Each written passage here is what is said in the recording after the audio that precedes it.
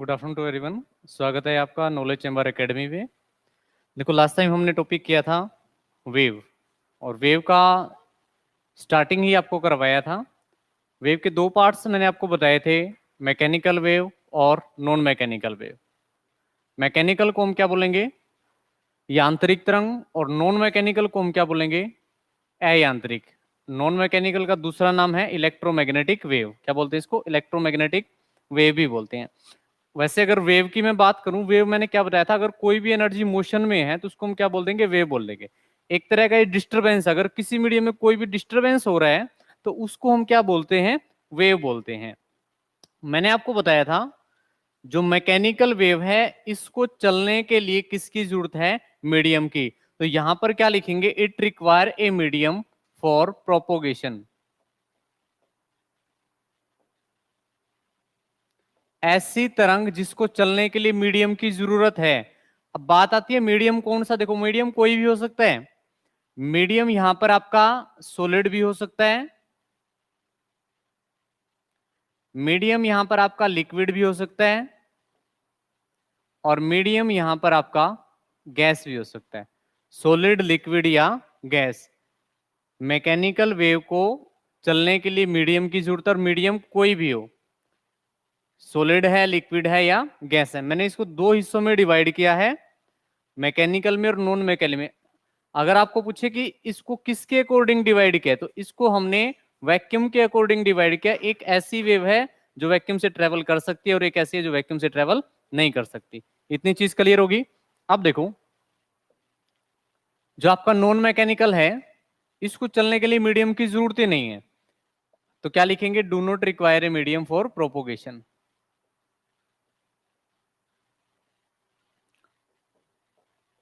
Do not require a medium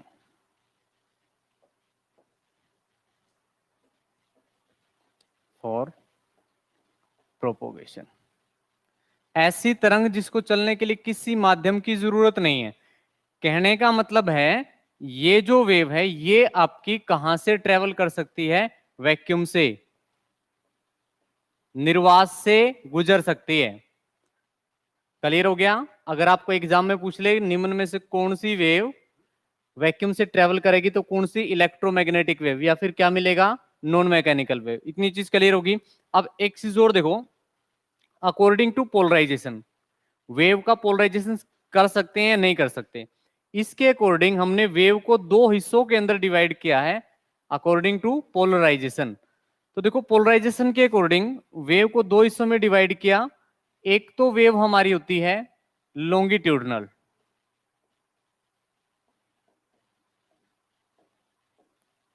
कैसी होती है, लॉन्गिट्यूडनल, और एक होती है ट्रांसवर्स।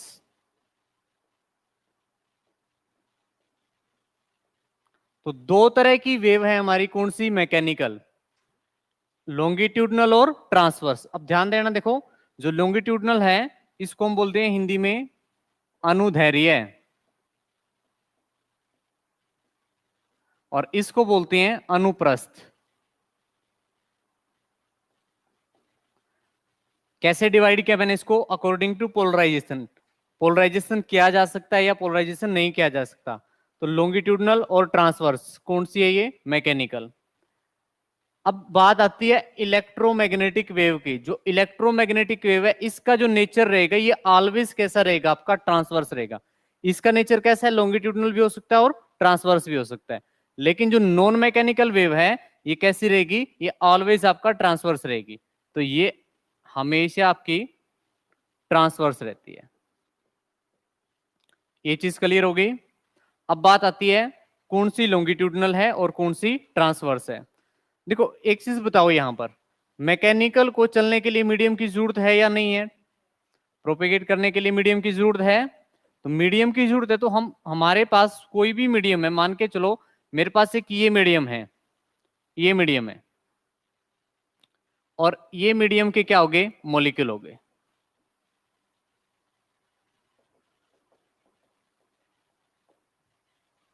अब आपको एक चीज दिखाई दे रही है, देखो यहां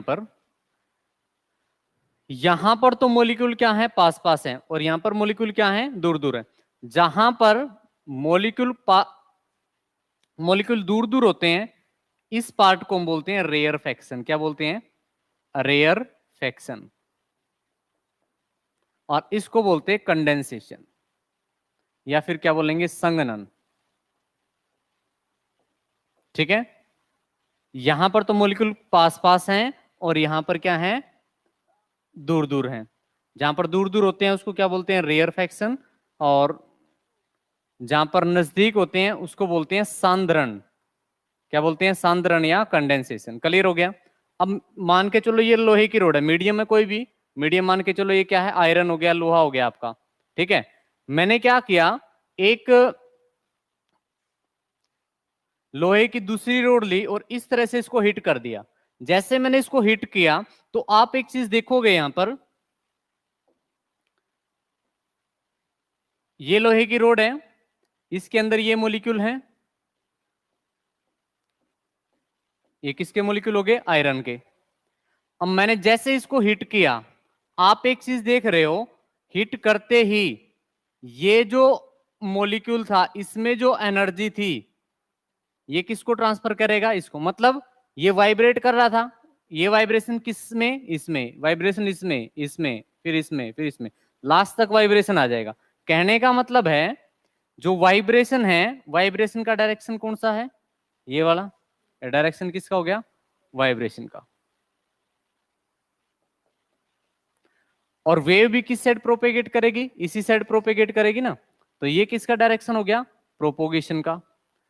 तो जब वेव के वाइब्रेशन, सॉरी, वेव के प्रोपेगेशन और पार्टिकल के वाइब्रेशन, पार्टिकल का वाइब्रेशन और वेव का प्रोपोगेशन दोनों एक ही डायरेक्शन में हो, ऐसी वेव को हम क्या बोलेंगे? Longitudinal wave. क्या बोलेंगे? Longitudinal wave.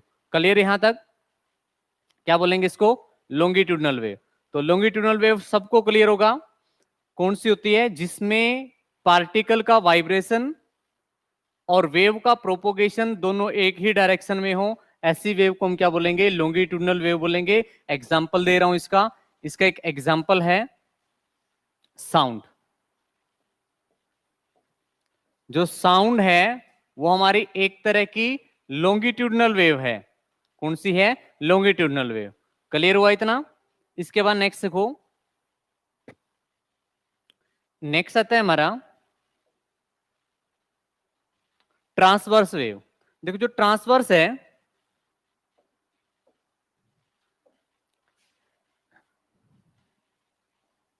इसको समझा रहा हूं एक बार। आपने क्या किया, एक पत्थर का टुकड़ा लिया और उस पत्थर के टुकड़े को किसके अंदर फेंक दिया? पानी के अंदर। जैसे आप उसको पानी के अंदर फेंकोगे तो आप देखोगे पानी के अंदर इस तरह से क्या बन जाएगी? लहर बन जाएगी। क्या बन जाएगी? वेव बन जाएगी। अब एक चीज देखो, पानी ऊपर की ओर हो रहे हैं और नीचे की ओर जा रहे हैं, तो पार्टिकल किस तरह वाइब्रेट कर रहे हैं? ऊपर नीचे। मतलब ये डायरेक्शन किसका है? पार्टिकल के वाइब्रेशन का। लेकिन एक चीज बताओ, ये डायरेक्शन किसका है? वेव के प्रोपेगेशन का। देखो, जैसे आपने पानी के अंदर पत्थर फेंका तो आप देखोगे उसके अंदर पानी ऊपर की ओर जाएगा और नीचे की ओर, यानी कि ये क्या हो रहा है? वाइब्रेशन का डायरेक्शन है। लेकिन वेव किस साइड प्रोपेगेट कर रहा है? इस साइड। तो ये डायरेक्शन किसका है? वेव के प्रोपोगेशन का। तो अगर पार्टिकल के वाइब्रेशन और वेव के प्रोपोगेशन दोनों के बीच में 90 डिग्री का एंगल हो तो ऐसी वेव को क्या बोलते हैं? Transverse wave. क्या बोलते हैं? Transverse wave. क्लियर हो गया ये चीज? तो साउंड कौन सी वेव है हमारी? Longitudinal wave. और इसके एग्जाम्पल हैं ट्रांसवर्स वेव के। देखो, मैकेनिकल में ट्रांसवर्स वेव का एग्जाम्पल है वेव इन सी,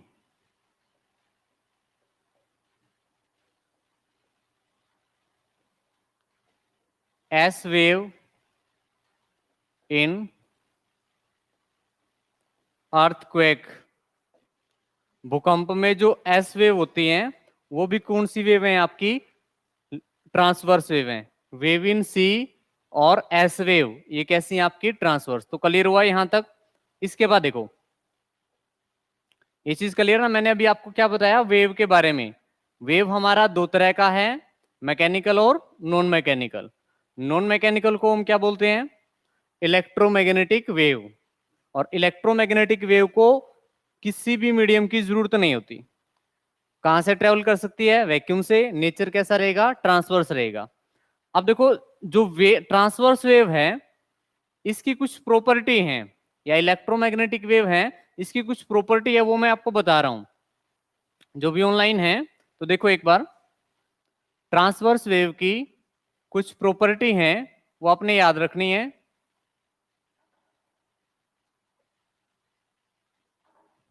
देखो, अगर किसी भी वेव की मैं बात करूं, वेव इस तरह से चलेगा, इस तरह से, ठीक है? ये वेव का डायग्राम है। कौन सी वेव? Transverse wave. अब इसमें देखो, पार्टिकल ने जैसे यहां से चलना शुरू किया, इस पॉइंट से इस हाईएस्ट पॉइंट पे आ जाएगा ऊपर। वैसे एक चीज ध्यान रखनी है, देखो ये जो लाइन आपको दिखाई दे रही है बीच में, इस लाइन को हम क्या बोलते हैं? Mean position. क्या बोलते हैं? Mean position. अब एक चीज देखो, पार्टिकल ने यहां से चलना शुरू किया और इस हाईएस्ट पॉइंट पे आ गया यहां पर। जैसे यहां पर आएगा तो इस पॉइंट को हम क्या बोलेंगे? क्रेस्ट। ठीक है? और इसके बाद पार्टिकल फिर मीन पोजीशन पे, और उसके बाद ये डिस्प्लेसमेंट हो जाएगा यहां पर। तो इस पॉइंट को हम क्या बोलेंगे? ट्रफ। ये क्रेस्ट और फिर आगे ट्रफ। क्लियर हुआ क्रेस्ट और ट्रफ के बारे में? कौन सा क्रेस्ट है और कौन सा ट्रफ है? तो अब देखो, इसकी कुछ प्रॉपर्टी हैं, ये चीज तो क्लियर है सबको? ये मीन पोजीशन है, ये क्रेस्ट और ये ट्रफ। देखो, पहला जो गुण है कुछ इसमें,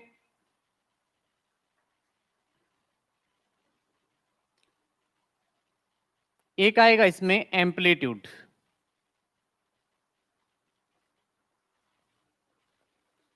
एम्पलीट्यूड, या फिर इसको क्या बोलते हैं? आयाम। ठीक है? देखो, एम्पलीट्यूड होता क्या है? पहली प्रॉपर्टी क्या है? एम्पलीट्यूड। देखो, जब पार्टिकल ने यहां से चलना शुरू किया, कहां आएगा? इस हाईएस्ट पॉइंट पे। तो यहां से यहां तक का जो इसका डिस्प्लेसमेंट है, मेन पोजीशन से जो हाईएस्ट डिस्प्लेसमेंट है, हाईएस्ट डिस्प्लेसमेंट ये हो गया, या फिर मीन पोजीशन से हाईएस्ट डिस्प्लेसमेंट ये हो गया, ये भी डिस्प्लेसमेंट है। तो जो मीन पोजीशन से हाईएस्ट डिस्प्लेसमेंट है, इसी को हम क्या बोलते हैं? एम्पलीट्यूड। तो एम्पलीट्यूड क्या है? Highest displacement to mean position. लिख लेना, highest displacement to mean position. Mean position से जो हाईएस्ट डिस्प्लेसमेंट रहेगा, इसी को हम क्या बोलेंगे? एम्पलीट्यूड, या फिर क्या बोलेंगे? आयाम। क्लियर हो गया यहां तक?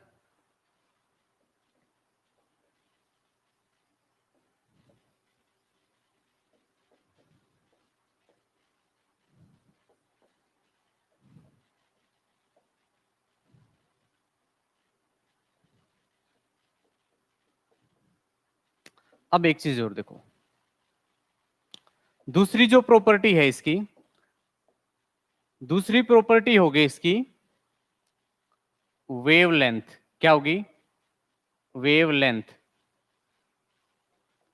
एक चीज और याद रखनी है, देखो जो एम्पलीट्यूड है, इस एम्पलीट्यूड को अगर आप मेजर कर रहे हो तो इसका यूनिट रहेगा, यूनिट भी आपने याद रखना है। एम्पलीट्यूड को हम मेजर करते हैं, अगर इसके यूनिट की बात करें तो इसका यूनिट रहेगा डीबी, डेसिबल। क्या रहेगा? डेसिबल। क्लियर हो गया यहां तक? इसके बाद देखो, वेवलेंथ। वेवलेंथ को हिंदी में बोलेंगे तरंग दैर्घ्य। क्या बोलेंगे? तरंग दैर्घ्य। वेवलेंथ होता क्या है?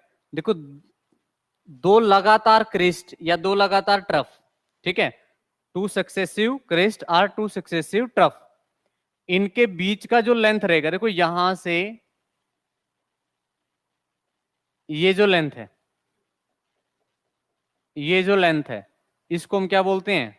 वेवलेंथ। क्या बोलेंगे? वेवलेंथ। क्लियर हो गया वेवलेंथ क्या होता है? वेवलेंथ क्या रहेगा?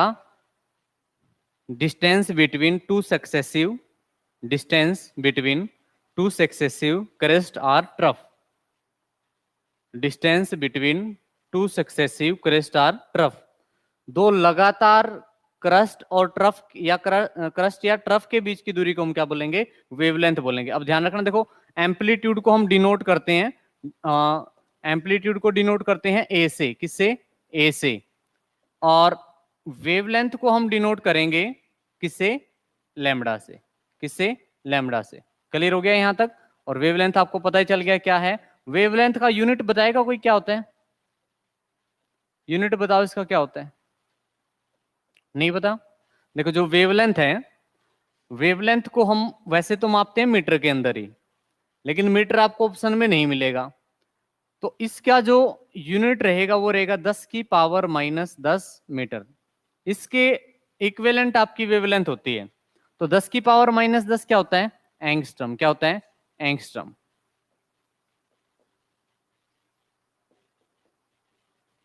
ठीक है, क्लियर हो गया? एंगस्ट्रम किसका यूनिट रहेगा? वेवलेंथ का। नेक्स्ट प्रॉपर्टी, एक मैंने आपको क्या बताया? एम्पलीट्यूड, इसके बाद वेवलेंथ, नेक्स्ट आएगा टाइम पीरियड।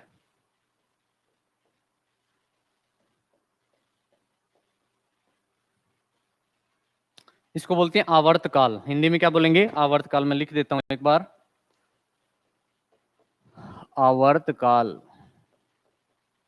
ठीक है, अब देखो टाइम पीरियड होता क्या है। ये हमारा वेव है, ये यहां से पार्टिकल यहां से चला, कहाँ आया? हाईएस्ट पोजीशन पे, फिर कहाँ आया? मीन पोजीशन पे, फिर ट्रफ पे, और फिर कहाँ है आपका? मीन पोजीशन पे आ गया। इतनी चीज क्लियर हुई? देखो अब अगर मैं इसी चीज को इस तरह से बनाऊं, देखो पार्टिकल ने मीन पोजीशन से चलना शुरू किया, कहाँ आया? क्रेस्ट पे, इसके बाद फिर मीन पोजीशन पे, मतलब यहां से फिर यहां आया। इसके बाद देखो यहां से फिर कहाँ जाएगा? ट्रफ पे, तो इस पोजीशन पे आएगा, और इसके बाद फिर कहाँ जाएगा? मेन पोजीशन पे। तो ये यहां से यहां तक क्या हो गया? इसका एक साइकिल कंप्लीट हो गया। क्या हो गया? साइकिल कंप्लीट हो गया। यहां से यहां और यहां से यहां तक क्या हुआ? इसका एक साइकिल कंप्लीट हो गया। तो एक साइकिल को कंप्लीट करने में जो टाइम लगा है उसको हम क्या बोलते हैं? Time period. तो टाइम पीरियड क्या रहेगा? Time taken to complete one cycle. Time taken to complete one cycle.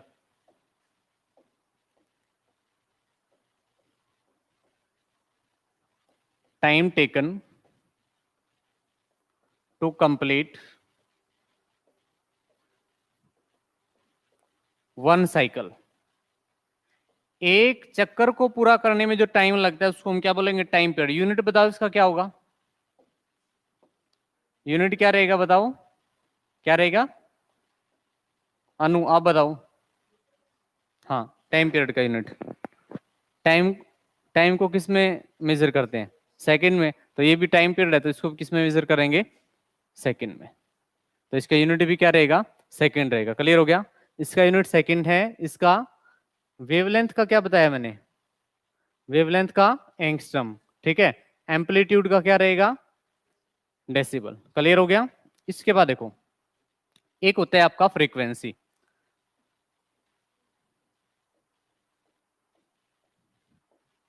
ये क्यों करवा रहा हूं आपको? क्योंकि अभी मैं आपको इलेक्ट्रोमैग्नेटिक वेव का पूरा स्पेक्ट्रम बताऊंगा।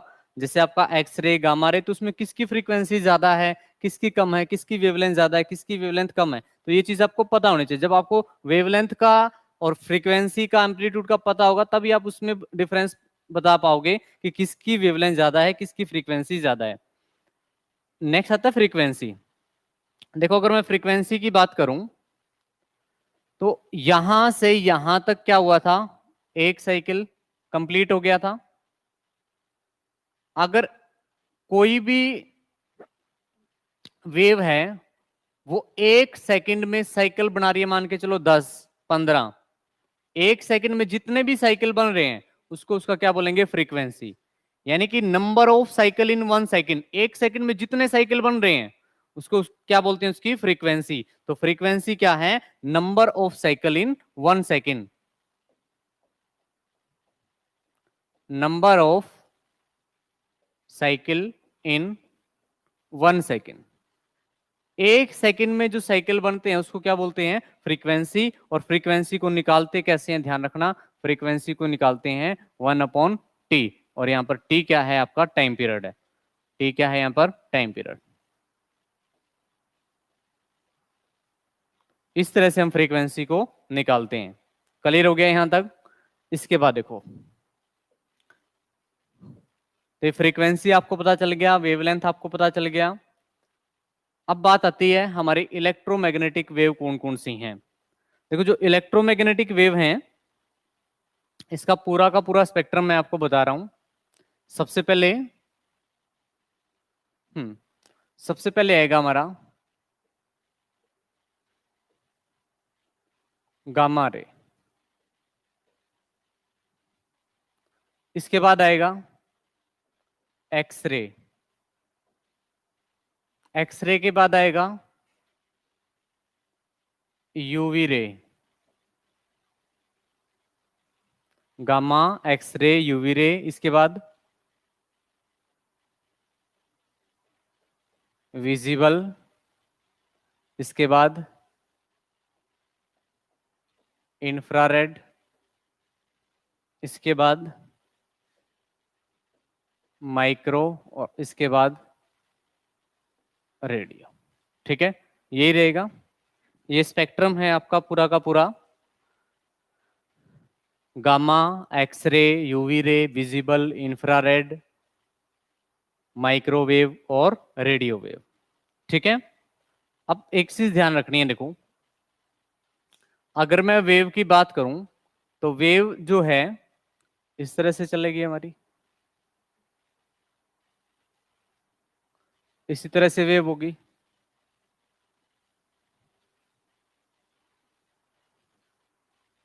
ठीक है, अब एक चीज बताओ यहां पर, अगर मैं बात करूं फ्रीक्वेंसी की, फ्रीक्वेंसी क्या होता है, number of cycle in 1 second. तो साइकिल कहां ज्यादा है, यहां पर ज्यादा दिख रहे हैं, यहां पर ज्यादा दिख रहे हैं, किस साइड है, इस साइड है। नंबर ऑफ साइकिल इस साइड ज्यादा है, तो कहने का मतलब है जो गामा रे है इसकी फ्रीक्वेंसी क्या है, ज्यादा है। फ्रीक्वेंसी किसकी ज्यादा है, गामा की। और गामा से इस साइड जाओगे तो फ्रीक्वेंसी क्या होगी, डिक्रीज होगी। तो लेफ्ट से राइट जाने पर फ्रीक्वेंसी क्या होगी, डिक्रीज होगी। इतनी चीज क्लियर होगी। देखो अब बहुत इंपॉर्टेंट चीज है, इसको थोड़ा सा ऊपर कर देते हैं। देखो मैंने क्या बताया, फ्रीक्वेंसी, क्या बताया, फ्रीक्वेंसी। अगर मैं आपको बोलूं गामा में और यूवी रे में किसकी फ्रीक्वेंसी ज्यादा है, गामा की। किसकी ज्यादा है, गामा की। अगर मैं आपको ये बोलूं विजिबल में और एक्सरे में किसकी फ्रीक्वेंसी ज्यादा है, एक्सरे की, ये आप बता दोगे। लेकिन अगर आपको मैं ये बोल दूं कि यूवी रे CBA, इसमें से फ्रीक्वेंसी किसकी ज्यादा है, जो हमारी यूवी रे है ये 3 तरह की होती है, CBA। तो फ्रीक्वेंसी कैसे याद रखोगे, तो देखो सबसे पहले आती है हमारी यूवी रे C, फिर आता है B, और फिर आती है A। क्लियर हो गया। तो देखो फ्रीक्वेंसी किसकी ज्यादा, सी की, फिर किसकी, बी की, और फिर किसकी, ए की। क्लियर हो गया ना। अच्छा एक्सरे, एक्सरे भी हमारा 2 तरह का होता है। कौन कौन सा, एक तो हार्ड और एक सॉफ्ट। तो फ्रीक्वेंसी किसकी ज्यादा है, हार्ड एक्सरे की, सॉफ्ट की क्या है, कम है। इतनी चीज क्लियर होगी। इसके बाद एक चीज और बताओ, विजिबल, विजिबल रे के अंदर आपको पता है कितने कलर होते हैं, 7 कलर। 7 कलर होते हैं। स्पेक्ट्रम कैसे होता है उसका, विव ग्योर। ठीक है, तो देखो अगर फ्रीक्वेंसी बोले कौन से कलर की ज्यादा है, वॉयलेट की, और कम किसकी है, रेड की। तो ये इस साइड से अगर इस साइड आओगे तो फ्रीक्वेंसी क्या हो रही है, डिक्रीज हो रही है। माइक इंफ्रारेड, ये है इंफ्रारेड। इंफ्रारेड को हिंदी में बोलेंगे अवरक्त किरण। हिंदी में एक बार बता देता हूं, गामा को गामा, एक्सरे को एक्सरे, यूवी रे को पराबैंगनी, विजिबल को दृश्य, इंफ्रारेड को अवरक्त, माइक्रो को माइक्रो, रेडियो को रेडियो बोलते हैं। अब इंफ्रारेड में भी 2 तरह की होती है हमारी, एक होती है नियर और एक होती है फार, FAR, फॉर। ठीक है, तो फ्रीक्वेंसी किसकी ज्यादा है और किसकी कम है, ये चीज तो क्लियर हो गया। नियर इंफ्रारेड और फार इंफ्रारेड, इतनी चीज क्लियर होगी। अब एक चीज बताओ, अगर मैं बात करूं वेवलेंथ की, तो ये पॉइंट और ये पॉइंट, ये क्या थे, क्रेस्ट, और इन क्रेस्ट के बीच का जो डिस्टेंस था इसको क्या बोलते हैं, वेवलेंथ। ये भी क्या है, वेवलेंथ। यहां ये भी क्या है, वेवलेंथ। ये भी क्या है, वेवलेंथ। तो वेवलेंथ किसका मैक्सिमम है, इस साइड या इस साइड, वेवलेंथ गामा का ज्यादा है या रेडियो का ज्यादा है, रेडियो का। तो ध्यान रखना, देखो रेडियो का जो वेवलेंथ है वो ज्यादा रहेगा और गामा का क्या रहेगा, कम रहेगा। क्लियर हो गया। तो इस साइड से इस साइड जाने पर जो वेवलेंथ है, वेवलेंथ क्या होता है, डिक्रीज।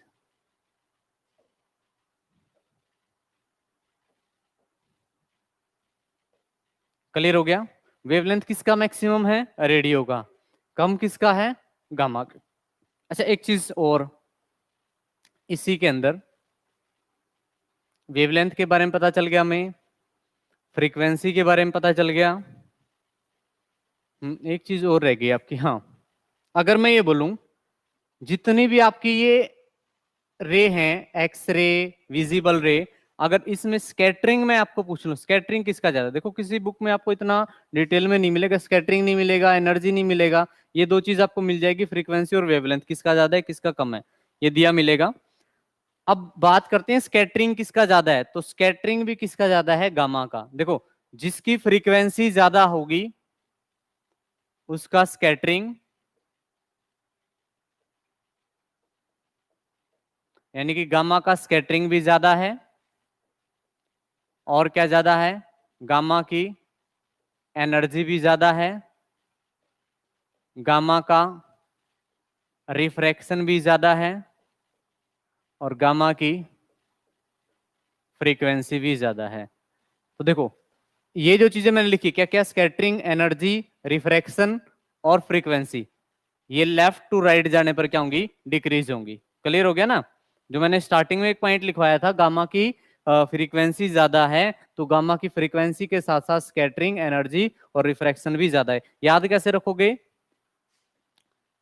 SERF,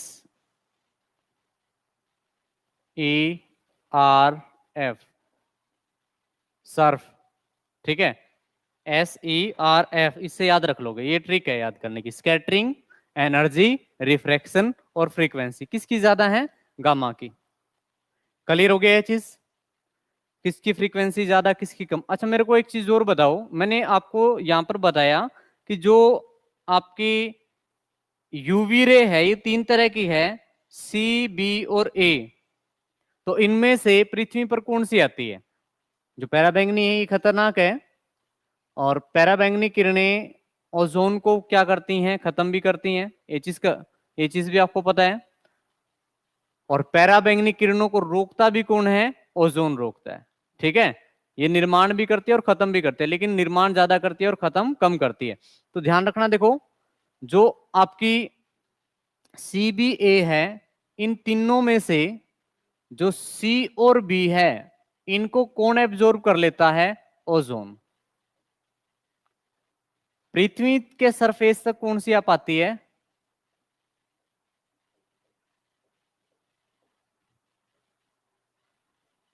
यूवी रे ए, ये अर्थ सरफेस तक आ पाती है। और आपको एक चीज पता है, जो सनलाइट है, सनलाइट से ही हमें क्या मिलता है, विटामिन डी मिलता है। और विटामिन डी किससे मिलेगा, यूवी रे से। कौन सी यूवी रे से, ए से। क्लियर हो गया, ठीक है। नेक्स्ट, यहां तक क्लियर है।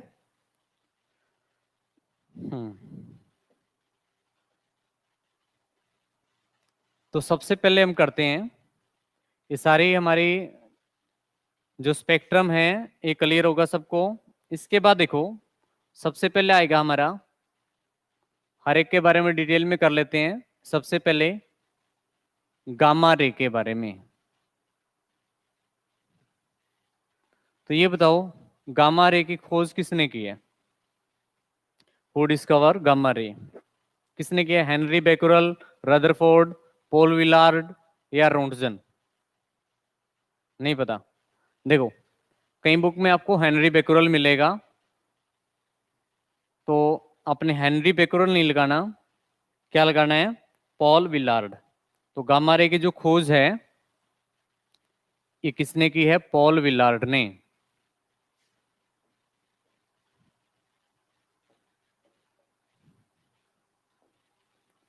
गामा रे की खोज किसने की? पॉल विलार्ड ने। बात आता है जो गामा रे है, जैसे विजिबल है, विजिबल तो किसी भी लाइट के सोर्स से आ जाएगा, आपका बल्ब से, बैटरी से, ठीक है, या फिर सूर्य से। गामा रे कहां से निकलती हैं? तो इसका जो सोर्स है, अगर मैं सोर्स की बात करूं तो इसका जो सोर्स रहेगा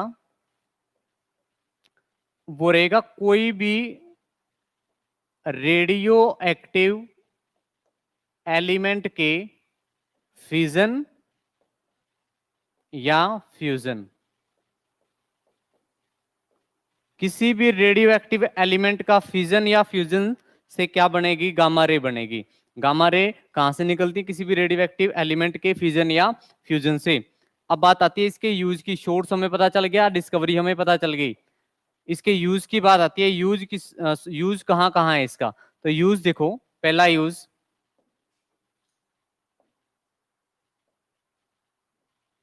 पहला जो यूज है गामा रे का, ये है आपका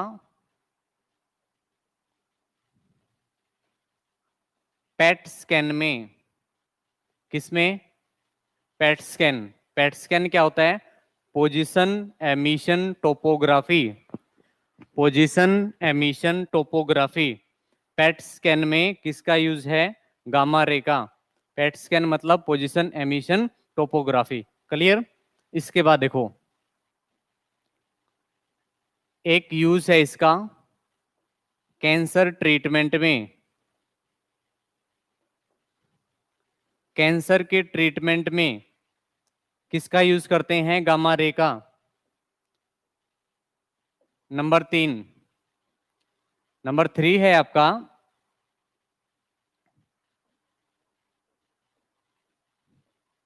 फूड प्रिजर्वेशन। खाने को सुरक्षित रखने में भी किसका प्रयोग किया जाता है? गामा किरणों का प्रयोग किया जाता है। और इसकी जो पेनेट्रेबल पावर है वो क्या है? सबसे ज्यादा। वेदन क्षमता क्या है? सबसे ज्यादा है। किसकी? गामा किरणों की। गामा किरणों की वेदन क्षमता सबसे ज्यादा है। एक्सरे, इंफ्रारेड, विजिबल, इन सब में गामा रे की सबसे ज्यादा है। क्लियर? ठीक है।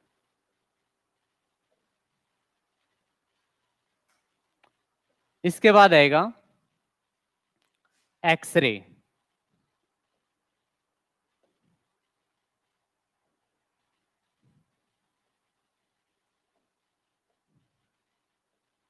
इनको हम एक्स किरणें बोलते हैं। जो एक्सरे है इसकी खोज की है रॉन्टजन ने। किसने की है? रॉन्टजन। रॉन्टजन ने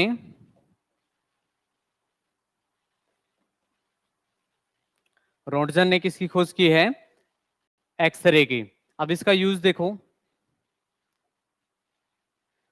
वैसे ध्यान रखना, देखो जैसे एक्सरे हो गया, गामा रे हो गया, इनको हम डायरेक्ट डिटेक्ट नहीं कर सकते। विजिबल रे है, इसको हमारी आंखें डिटेक्ट कर सकती हैं, लेकिन गामा रे को हमारी आंखें डायरेक्ट डिटेक्ट नहीं कर सकती। इसके लिए किसकी जरूरत होगी? फोटोग्राफिक फिल्म की। तो एक पॉइंट नोट कर लेना उसमें, सॉरी गामा रे में डिटेक्टर, डिटेक्टर जो रहेगा वो रहेगा फोटोग्राफिक फिल्म। क्या रहेगा? Photographic film. और एक काउंटर है स्किंटिलेशन काउंटर। स्किंटिलेशन काउंटर गामा रे को काउंट करता है कितनी गामा रे हैं। एक्सरे का यूज देखो, यूज जो है इसका, एक तो है सीटी स्कैन में। सीटी स्कैन के अंदर कैट स्कैन के अंदर कैट स्कैन, सीटी स्कैन दोनों सेम होते हैं, ठीक है, थोड़ा बहुत ही डिफरेंस होता है इनके अंदर। कैट स्कैन हो गया, सीटी स्कैन हो गया, और लिखो टू स्टडी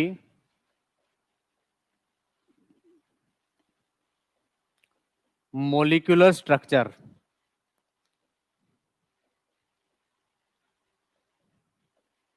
मॉलिक्यूल के स्ट्रक्चर को जांचने में भी हम किसका प्रयोग करते हैं? एक्सरे का। क्लियर हो गया? और कहा?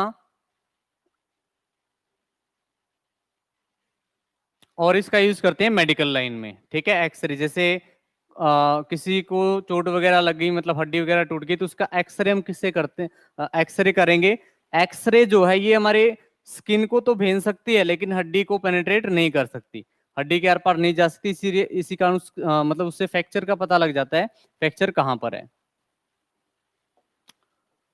एक्सरे हो गया, गामा हो गया, इसके बाद कौन सा आएगा? UV ray. यूवी रे, पराबैंगनी किरणें। देखो जो पराबैंगनी किरणें हैं, इसकी खोज किसने की है? रिटर ने। किसने की है? रिटर ने। और जो पराबैंगनी किरणें हैं, एक तो इसका यूज करते हैं हम आरओ के अंदर। किसके अंदर? आरओ के अंदर। बैक्टीरिया को खत्म करने में पराबैंगनी किरणों का प्रयोग किया जाता है।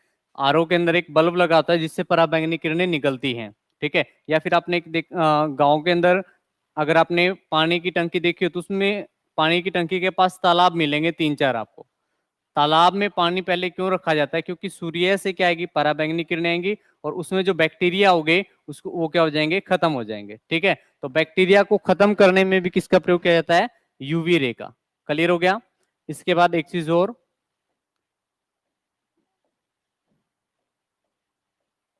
विटामिन डी के संश्लेषण में, synthesis of vitamin D,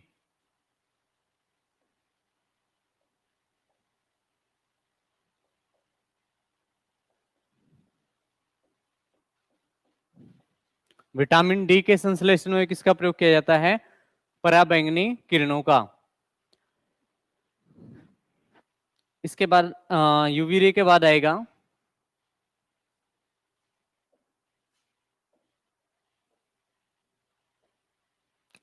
next, इसके अंदर आएगा हमारा विजिबल। अगर मैं विजिबल की बात करूं तो देखो, विजिबल की खोज किसी ने नहीं की, सभी को पता है ये विजिबल है। लेकिन एक साइंटिस्ट थे न्यूटन साहब, न्यूटन साहब ने क्या बताया था? जो स्पेद लाइट है ये आपकी 7 कलर से मिलकर बनी है, ठीक है। और भी कई चीजें इसमें दी थी, तो इसकी जो खोज है वो हम क्या लिखेंगे? न्यूटन ने। किसने की है? न्यूटन ने। यूज कहाँ है? एक तो यूज है इसका लाईफाई के अंदर, एक होता है वाईफाई और एक होता है लाईफाई। वाईफाई वायरलेस फिडेलिटी, और लाईफाई होता है लाइट फिडेलिटी। क्या होता है? Light Fidelity. तो लाईफाई एक नई टेक्निक है, अब इंडिया के अंदर नहीं आई है। इसमें किसका यूज हो रहा है? विजिबल रे का। लेजर के अंदर भी किसका यूज होता है? विजिबल रे का। लाईफाई में, लेजर में, विजन में। देखने में, अगर आप किसी भी ऑब्जेक्ट को देख रहे हो तो किसकी वजह से? विजिबल लाइट की वजह से। इसके बाद नेक्स्ट देखो, नेक्स्ट आएगा लाईफाई, लेजर, विजन। लाईफाई हो गया, लेजर हो गया, विजन हो गया। इसके अलावा यूज बताओ विजिबल लाइट का। जितने भी प्लांट हैं अपना खाना खुद तैयार करते हैं, और कौन सी प्रोसेस है? फोटोसिंथेसिस। फोटोसिंथेसिस में, जो फोटोसिंथेसिस है वो भी किससे? विजिबल लाइट से। और फोटोसिंथेसिस में कोई भी प्लांट है वो अपना खाना खुद तैयार करता है, ये चीज सबको पता है। और अपने खाने में क्या बनाएगा वो? स्टार्च। किसका फॉर्मेशन करता है? यानी कि इस फोटोसिंथेसिस के अंदर किसका निर्माण होता है? स्टार्च का। और इसी स्टार्च को हम क्या बोलते हैं? प्लांट फूड बोलते हैं। क्या बोलते हैं? Plant food. ये एग्जाम में पूछा जाता है, प्लांट फूड किसको बोलते हैं? स्टार्च को। ये प्लांट फूड है। प्लांट में जो एनर्जी स्टोर रहती है वो किसके रूप में स्टोर रहती है? स्टार्च के रूप में। और हमारे अंदर जो एनर्जी स्टोर रहेगी वो किसके रूप में रहेगी? ग्लूकोज या ग्लाइकोजन? ग्लाइकोजन के रूप में। ध्यान रखना, देखो ये लिख लेना चाहिए।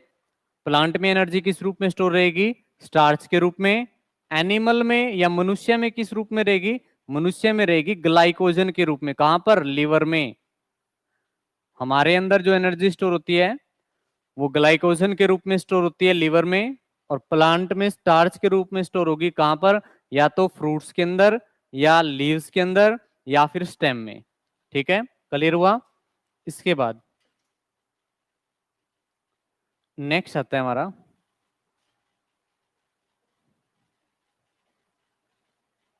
इंफ्रारेड।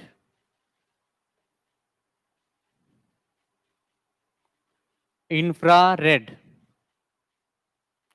इंफ्रारेड की जो खोज है वो किया हर्शेल ने। किसने किया है? हर्शेल। हर्शेल ने इंफ्रारेड की खोज की है। और इंफ्रारेड का जो यूज है नाइट विजन कैमरों में, जितने भी नाइट विजन कैमरे हैं सबके अंदर क्या है? इंफ्रारेड है। नाइट विजन कैमरे मतलब जैसे इस रूम के अंदर ये लाइट है और कैमरे लगे हुए हैं, अगर लाइट को मैं ऑफ कर दूंगा तो यहाँ पर जो भी व्यक्ति है, जो भी यहाँ पर ऑब्जेक्ट रखा हुआ है वो उस कैमरे के अंदर क्या है? दिखाई देगा। क्योंकि इस कैमरे के अंदर साइड में इस तरह से छोटे छोटे बल्ब होते हैं। ठीक है, और इन बल्ब से कौन सा रे आएगा? इंफ्रारेड। क्लियर हो गया? दूसरा, सेंसर सिस्टम के अंदर,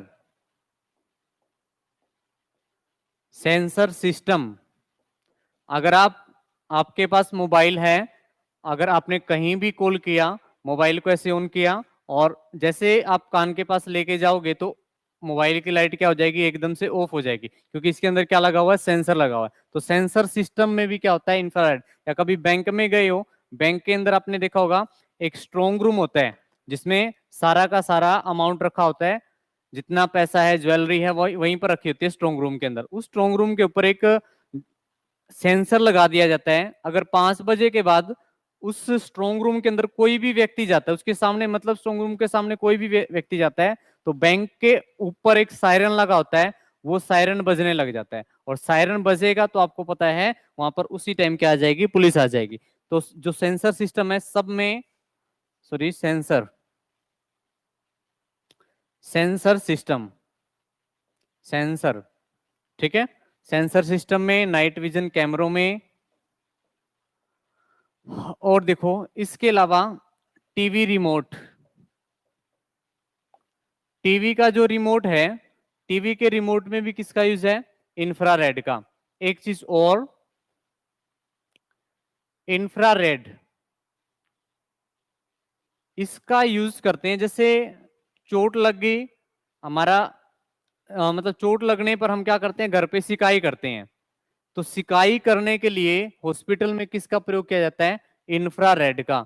इंफ्रारेड से सिकाई की जाती है। दूसरा, अगर बहुत ज्यादा कोहरा है और कोहरे में आप फोटोग्राफी कर रहे हो तो फोटो साफ नहीं आएगी, लेकिन अगर उसी कोहरे में आप किसका प्रयोग कर रहे हो? इंफ्रारेड का, तो फोटो क्या आएगी? साफ आएगी। तो दूसरा इसका यूज है फोटोग्राफी में। फोटोग्राफी में भी किसका यूज है? इंफ्रारेड का। फोटोग्राफी में TV remote, sensor system, night vision camera. और एक चीज और याद रखनी है, ये जो इंफ्रारेड है जहां पर भी पड़ेगी वहां का टेम्परेचर क्या कर देगी? बढ़ा देगी। इंफ्रारेड जहां भी पड़ेगी वहां का टेम्परेचर इंक्रीज कर देगी। यानी कि अगर आप धूप में खड़े होते हो, धूप में खड़े होने से आपके शरीर गर्म हो जाता है, कोई भी ऑब्जेक्ट धूप में रखा है वो गर्म हो जाता है, किसकी वजह से? इंफ्रारेड की वजह से। किसकी वजह से? इंफ्रारेड की वजह से। तो इसके बाद आपका रह गया माइक्रोवेव और रेडियो वेव, ये हम नेक्स्ट सेक्शन में करेंगे। आज के लिए इतना ही करते हैं। जो मैंने आपको वेव वाला टॉपिक करवाया है, इसमें किसी को डाउट हो तो एक बार कमेंट करके बताओ। अगर डाउट नहीं है तो अच्छी बात है, बाकी हम नेक्स्ट सेक्शन में करेंगे। Thank you.